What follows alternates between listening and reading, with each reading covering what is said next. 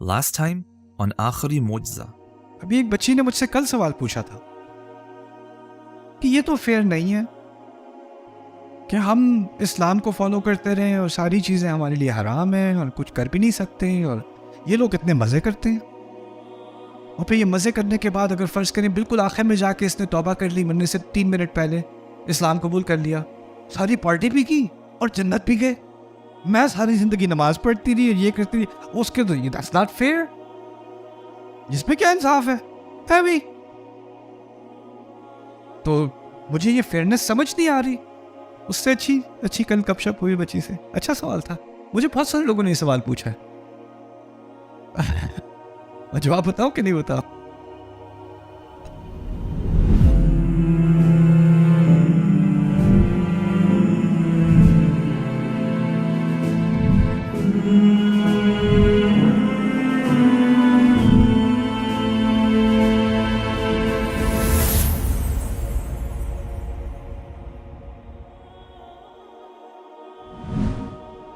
ہم جس وقت میں ہم رہ رہے ہیں نا، اس کے دو ٹرمز ہیں اس دور کی جو آپ سمجھ لیں۔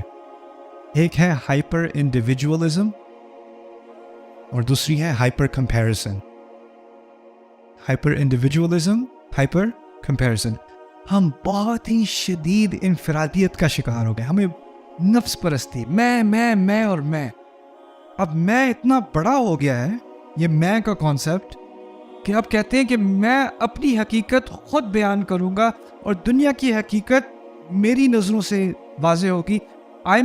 اور یہاں تک کہ پہلے ہوتا تھا کسی زمانے میں there is the truth and there is the falsehood، سچائی اور باطل، سچ اور باطل۔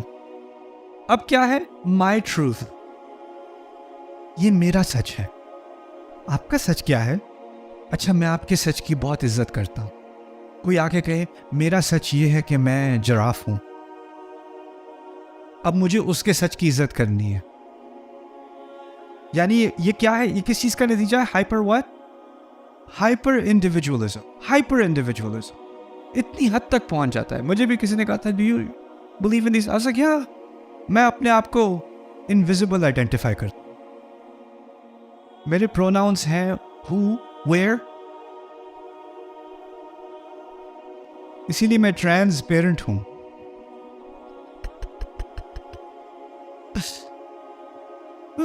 خیر، ایک ہے ہائپر انڈیویجولزم، دوسری طرف ہے ہائپر کیا کہا تھا؟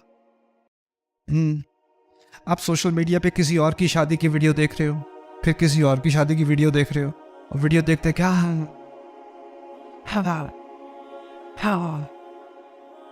ان کی تو 3 بیٹیاں ہیں، ان کی تینوں کی شادی ہو گئی، ہماری تو بس ایک ہی ہے، اس کی ابھی بھی کوئی رشتہ نہیں آ رہا۔ میرا بھائی جو ہے وہ اتنا اسٹوپڈ ہے لیکن اس کو جاب مل گئی، مجھے کیوں نہیں ملتی؟ یہ تو ایسے ہیں، یہ تو یہ ہے، ان لوگوں نے تو اتنے گناہ کیے اور وہ توبہ کر کے مر گئے، ان کی چھٹی، اور میں نمازیں پڑھتا رہوں۔ یہ کیا ہے؟ یا آپ انصاف کے بارے میں سوچ ہی نہیں سکتے بغیر اپنے آپ کو کسی اور سے کمپیئر کیے۔ قرآن نے کیا کہا ہے؟ ہم اللہ تعالیٰ کے پاس آئیں گے تو ہماری ججمنٹ کیسے ہوگی؟ کسی کے ساتھ کمپیئر کر کے؟ ہر ایک کی حقیقت الگ، ہر ایک کی شروعات الگ، ہر ایک کی انتہا الگ، ہر ایک کا امتحان الگ، ہر ایک کا قصہ اللہ نے الگ لکھا، الگ سٹوری بنائی، اور اس کو اس کے معیار پہ جج کیا جائے گا کسی اور سے تقابل کیے بغیر۔ ایسا ہے کہ نہیں؟ کلہم آتیہ یوم القیامۃ فردا، ہر کوئی آئے گا فرد اللہ کے سامنے، فرد۔ ٹیچر کلاس میں ہوتا ہے، ٹیچر کو کہے کیوں باتیں کر رہے ہو، کھڑے ہو جاؤ، میں تھوڑی تھا، یہ بھی بات کر رہا تھا، اس کو کیوں نہیں کہا، مجھے کیوں کہا؟ کمپیریزن، میرے ساتھ زیادتی ہو گئی۔ یہ جو ہائپر کمپیریزن ہے، یہ انسان کی موت ہے، یہ موت ہے ہماری۔ آپ کو لگے نہیں پھر بھی وہ تو بچ گیا، نہیں، پھر دوسرا اس کا جواب اس آیت میں ہے۔ جس کے لیے اللہ ہدایت کا راستہ کھول دے، اس کی مثال کیا ہے اس آیت میں؟ اس کا سینہ کیا ہوا؟ یعنی وہ چین کی زندگی گزار رہا ہے، چین کی زندگی، اسے بس اپنے رب کو خوش کرنا ہے، اور اس کو کسی اور کو خوش کرنے میں اپنے آپ کو سٹریس میں ڈالنے کی ضرورت ہی نہیں ہے۔ اس نے نہ کسی سوسائٹی کے سٹینڈرڈ کو خوش کرنا ہے، نہ اس نے اپنے دوستوں کو امپریس کرنا ہے، نہ اس نے اپنے باس کو امپریس کرنا ہے. اس نے بس کسے امپریس کرنا ہے؟ اپنے رب کو. اور لوگوں کے کامنٹ سے اسے کوئی فرق نہیں پڑتا، کیونکہ اس کو اللہ کے کامنٹ بہت پیارے ہیں، اللہ کے الفاظ اسے پیارے ہیں. تو لوگوں کے تانوں کا اس کو کوئی اثر ہی نہیں ہوتا، لوگوں کی باتوں سے اس کو کوئی اثر نہیں ہوتا. وہ بالکل آزاد ہو چکا ہے، وہ سانس لے سکتا ہے، وہ اصل میں فری ہے. اور جو ہدایت سے دور جاتا ہے، جس نے اللہ کی نہیں سننی، کسی کو تو سننی ہے نا، کسی کی تو سنے گا، کان تو پھر بھی چلنے ہیں. اگر میں ایک حقیقت آپ سب کو بتا دوں، اگر تو آپ یا تو آپ اللہ کے غلام ہو یا کسی اور چیز کے غلام ہو، غلام پھر بھی ہو، غلام پھر بھی ہو. میں جب یہاں سے، میں پاکستان میں 8ویں جماعت کر کے گیا تھا امریکہ. یہاں پہ جب میں تھا تو یونیفارم ہوتی تھی اسکول میں، ابھی بھی ہوتی یونیفارم ہوتی ہے پبلک گورنمنٹ اسکولز میں. میں گیا تھا G94 میں، FG boys model school G94، وہاں پہ میں گیا تھا. بچوں کی یونیفارم ہوتی ہے، سب ایک جیسے ہوتے ہیں. وہاں پہ میں امریکہ گیا، ہائی اسکول میں میرا داخلہ ہوا. ہائی اسکول میں اس نے جینز پہنی ہوئی ہے، اس نے شارٹس پہنی ہوئی ہے، اس نے تقریباً کچھ بھی نہیں پہنا ہوا. اس نے ہائی اسکول. یہاں پر کلاس میں اگر کوئی آپ سے سوال پوچھتا ہے، ٹیچر سوال پوچھتا ہے، اچھا یہ اس کا جواب کس کو پتا ہے، پہلے لوگ کیا کرتے ہیں؟ ہاتھ اٹھاتے ہیں. ہاتھ اٹھانے کے بعد کیا کرتے ہیں؟ ٹیچر پوائنٹ کرتا ہے، آپ پہ اشارہ کرتا ہے، پھر آپ کیا کرتے ہو؟ اور پھر آپ جواب دیتے ہو. اب میں کلاس میں بیٹھا ہوں پہلی دفعہ ہائی اسکول میں امریکہ میں، مجھے پتہ نہیں چلا تھا میں کلاس میں بیٹھا ہوں، ٹرین اسٹیشن میں بیٹھا ہوں. میرے ساتھ لڑکا بیٹھا ہے، ایسے بیٹھا ہوا تھا، ایسے بیٹھا، ابھی تک مجھے یاد، ایسے بیٹھا ہوا تھا.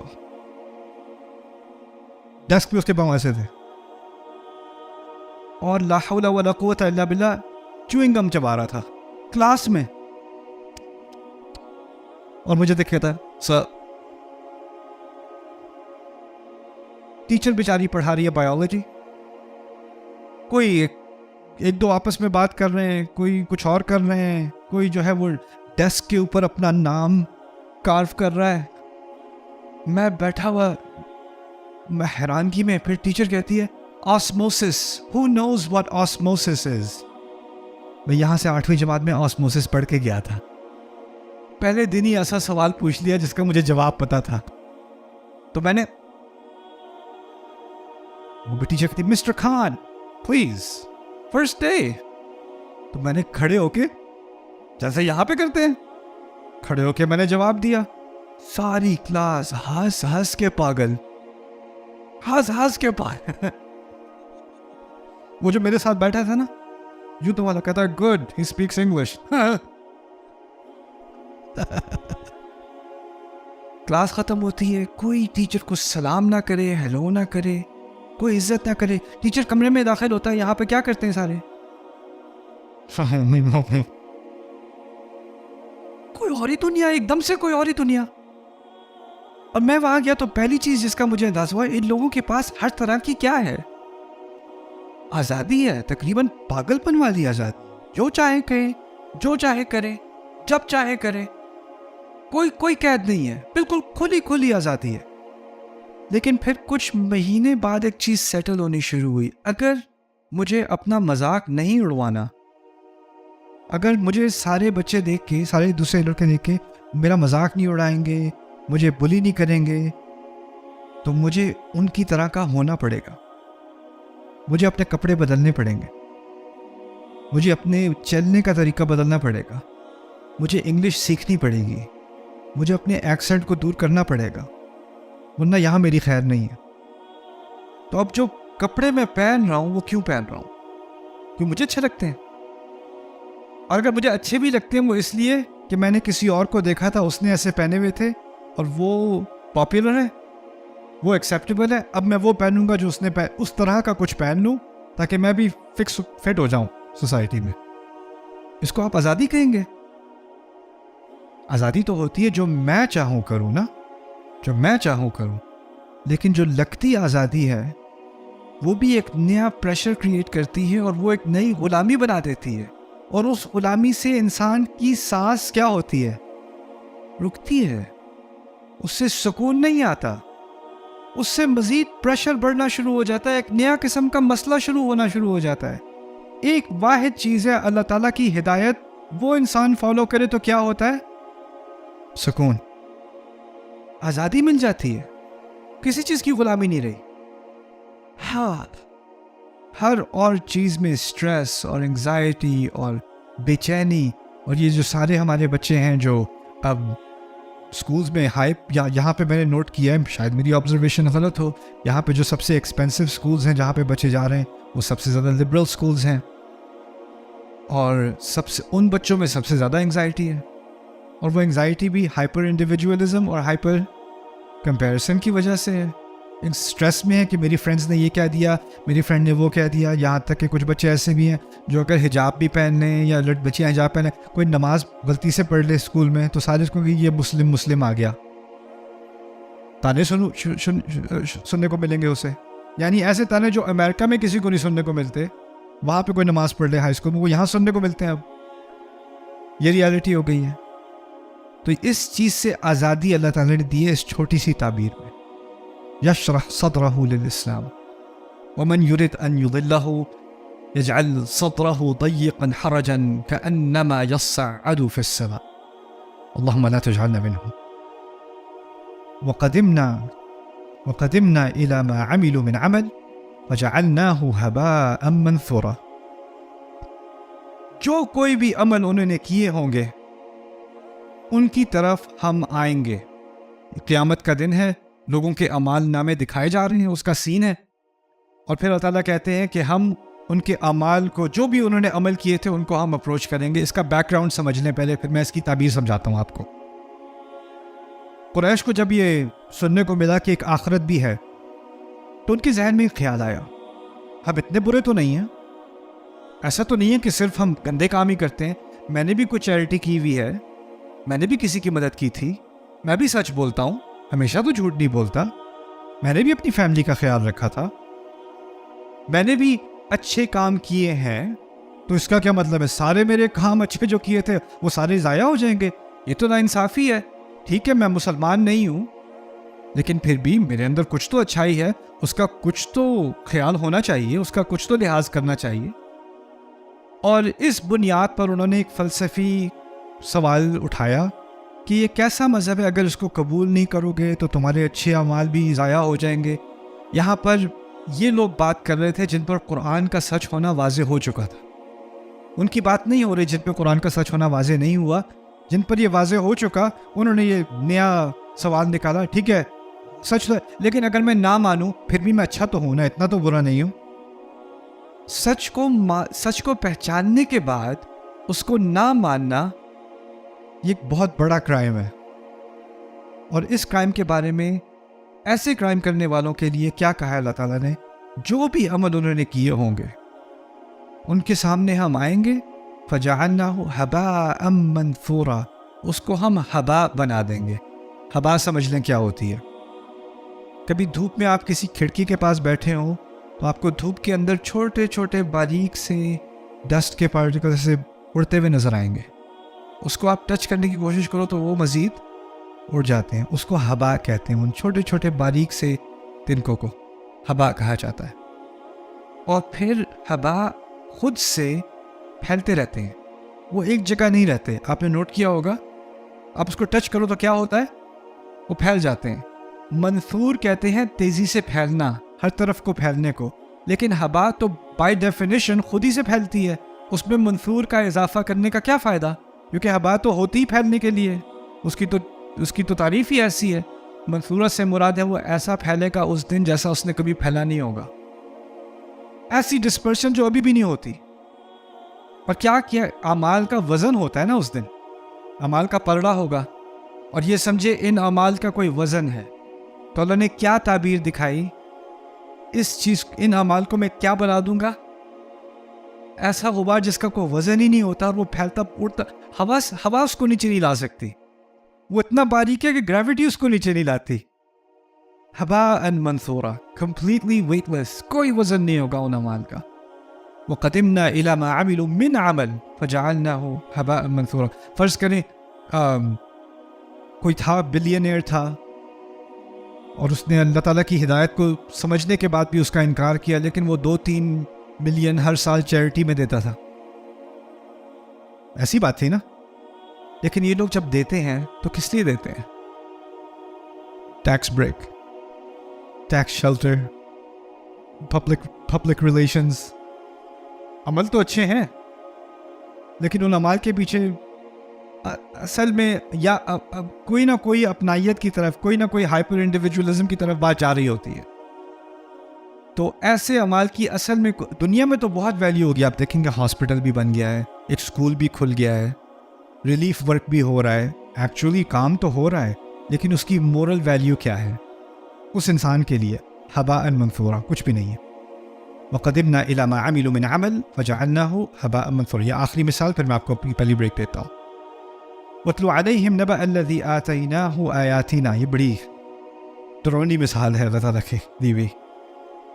یہ سمجھانے کے لیے اس کی جو تصویر ہے اس کے اندر آپ سمجھ لیں یہ ایسے لوگوں کے بارے میں بات کی جا رہی ہے جو دین کو جان چکے ہوں، اس کے بارے میں کچھ سیکھ چکے ہوں، اور پھر وہ کرپشن کی طرف جائیں.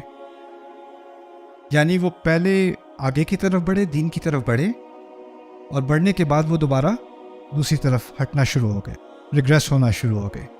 تو ایک وقت تھا کہ وہ دین کو زیادہ آبزرو کر رہے تھے، اور پھر انہوں نے فیصلہ کیا کہ میں نے پیچھے ہٹنا ہے. اللہ تعالیٰ کہتے ہیں ان کے مثال دی ایسے شخص کے بارے میں کہ ان کو اس شخص کی خبر بتانا جس کو ہم نے اپنی آیات دی، آتیناہ آیاتنا فانسلخ منہا.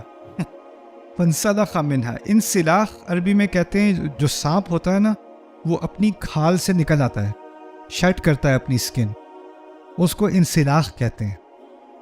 اللہ تعالیٰ نے اس بندے کی تعبیر کی ہے، ہم نے اس کو اپنی آیات دی اور وہ ان سے ایسے کھسک کے نکل آیا جیسے سانپ اپنی کھال سے نکل کے کھسکتا ہے. سو اگلی. فانسلخ منہا. پھر اس کے بعد کہا فَأَتْبَعَهُ الشَّيْطَانُ فَكَانَ مِنَ الْغَاوِينَ. پھر شیطان اس کے پیچھے پڑ گیا. ایک دفعہ وہ نکلا ہے، پھر شیطان اس کے پیچھے پڑ گیا، اور پھر وہ ان میں سے ہو گیا جو بھٹکتے ہی رہتے ہیں. فَكَانَ مِنَ الْغَاوِينَ. وَلَوْ شِئْنَا لَرَفَعْنَاهُ بِهَا. اگر ہم چاہتے تو ہم اس کو ان آیات کی وجہ سے اونچے سے اونچا کرتے رہتے، اس کو اونچا مرتبہ دیتے رہتے. وَلَكِنَّهُ أَخْلَدَ إِلَى الْأَرْضِ. مگر اس نے چاہا کہ وہ ہمیشگی زمین کی طرف ہی پائے، اس کا سارا فوکس زمین کی طرف رہا. اللہ تعالیٰ اس کو آسمان کی طرف لے جانا چاہتا ہے اور اس کا فوکس سارا زمین کی طرف. میں نے کہا تھا ہماری دو حقیقتیں ہیں، ایک جسمانی حقیقت ہے اور ایک روحانی حقیقت ہے. اللہ تعالیٰ نے جب آیات دیں تو ہمیں اپنی روحانی حقیقت کا اصل احساس ہوا کہ وہ ہے کیا چیز. آج کل ہم بہت زیادہ فوکس کرتے ہیں ڈائٹ کے اوپر، نیوٹریشن کے اوپر، ایکسرسائز کے اوپر، جسمانی ضروریات ہیں یہ. لیکن اسی طرح اللہ تعالیٰ نے ہدایت دی ہے روحانی نیوٹریشن. تو وہ اگر آپ اس کی غذا لوگے تو آپ کا سٹیٹس اوپر ہوتا چلا جائے گا. اللہ تعالیٰ نے یہ آیات دی تاکہ تمہارا رتبہ اوپر ہو، لیکن اس نے چاہا کہ اس کو صرف دنیا کی زندگی، اسی مٹی کی زندگی، اسی سے اس کو دلچسپی تھی. اس کو روحانی حقیقت سے کوئی دلچسپی نہیں تھی، اس کو اپنے دل کا پاک کرنے میں کوئی دلچسپی نہیں تھی. تو کہا وَلَكِنَّهُ أَخْلَدَ إِلَى الْأَرْضِ. پھر مثال دی ہے وَاتَّبَعَ هَوَاهُ فَمَثَلُهُ كَمَثَلِ الْكَلْبِ. پھر اس نے بس اپنی جو ہوا کہتے ہیں نچلی خواہشوں کو، نچلی خواہشات کو ہوا کہا جاتا ہے. تو اس کے دل میں جو بھی نیچی خواہش آئی اس نے اس کا پیچھا کیا. اس نے کہا یولو. یولو سنا ہے؟ تم لوگوں نے سنا ہوگا. What's YOLO? یولو ونس کرنا کر لو یا پھر کیا یولو. واتبع هواه فمثله كمثل الكلب. اس کی مثال ایک کتے کی طرح کی ہے. لیکن ایسے ہی نہیں کہ بس کتے کی طرح کی ہے، کتے کی ڈسکرپشن دی ہے کس طرح ہے کتے کی طرح کی. ان تحمل علیہ یلہث او تترکہ یلہث. اگر اس کتے کے اوپر کوئی چیز لاد دو، بوجھ ڈال دو اس کے اوپر، تو اس کی زبان نکل آئے گی کتے کی.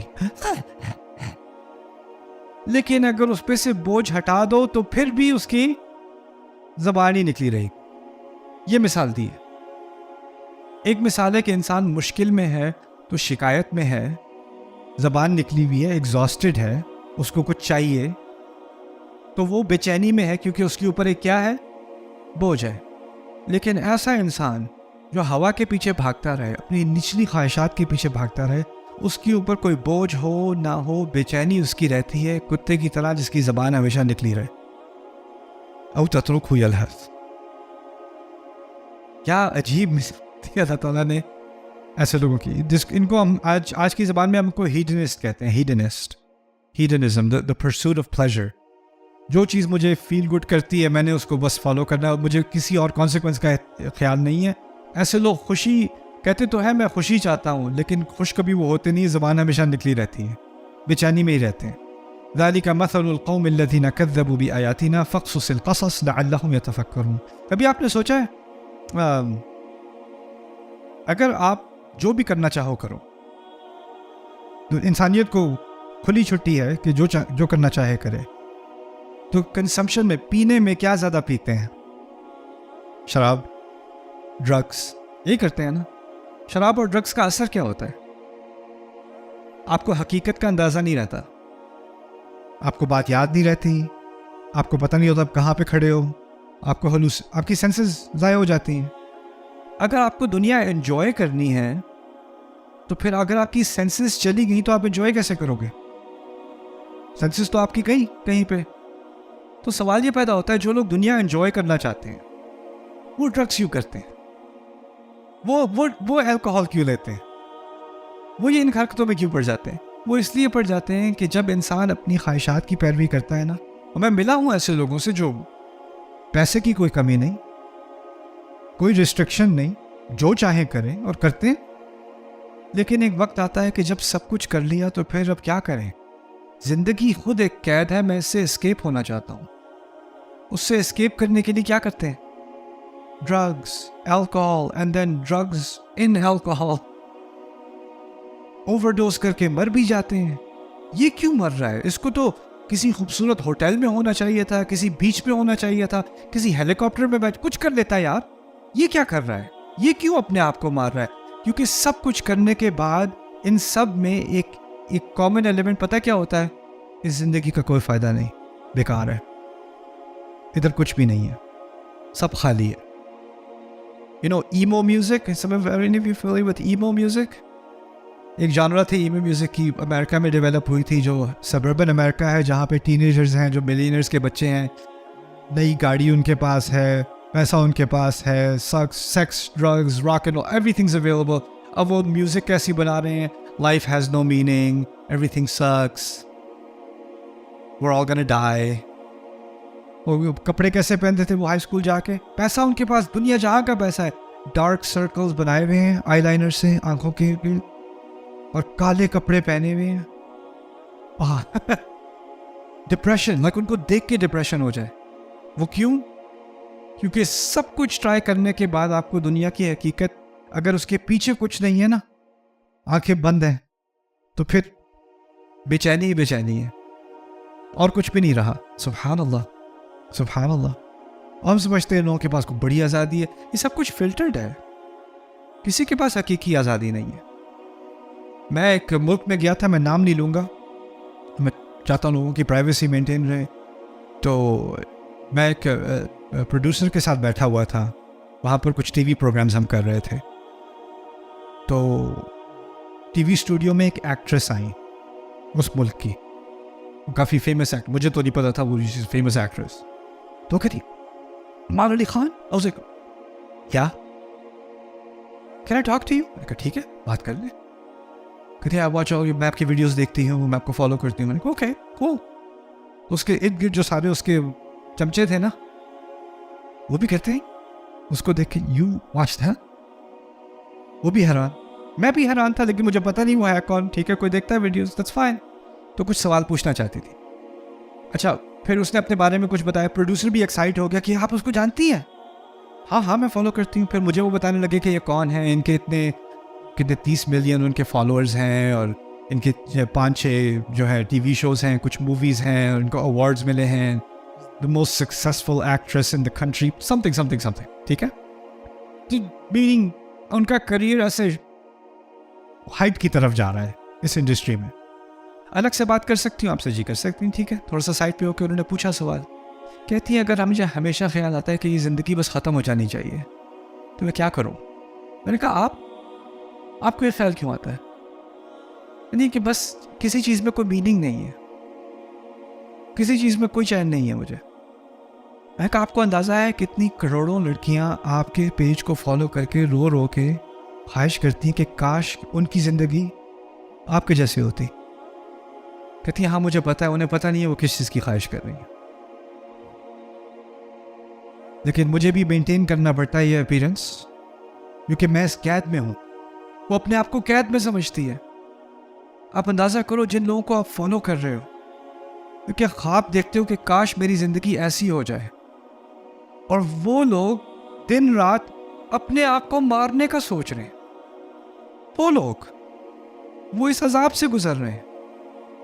تو یہ, اور میں اس سے ایمپیتھائز کرتا ہوں. میں نے اس کو کچھ نصیحت کرنے کی کوشش کی تھوڑی بہت. اللہ تعالیٰ اس کو ہدایت دے, اس کی مشکل اس کے لیے آسان کرے, اس کی فیملی کے لیے آسان کرے. بھی انسان ہے آخر کار.